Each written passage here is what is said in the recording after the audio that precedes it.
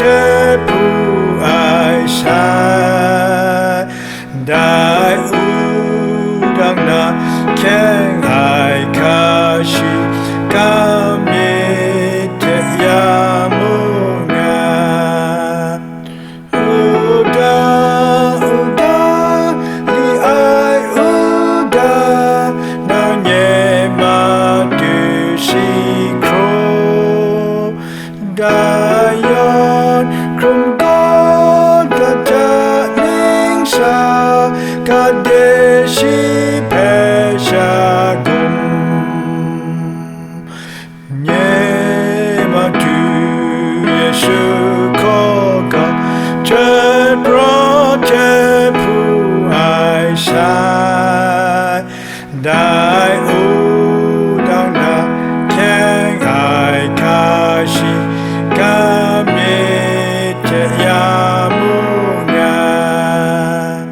ka-brim ka-bram try to da ngai mo ma da lu kra dai pe sa di mi te pa ya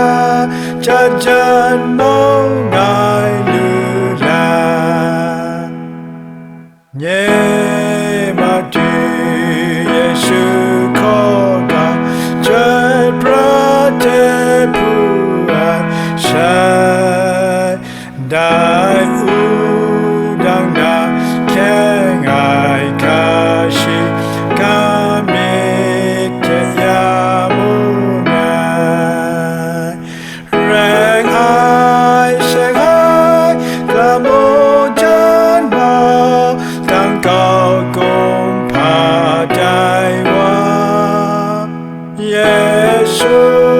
pe ngai mu krop yang go tai chan mong ngai gop na nhẹ ma tu Yesu ko ka chen pra te pu ai sai dai u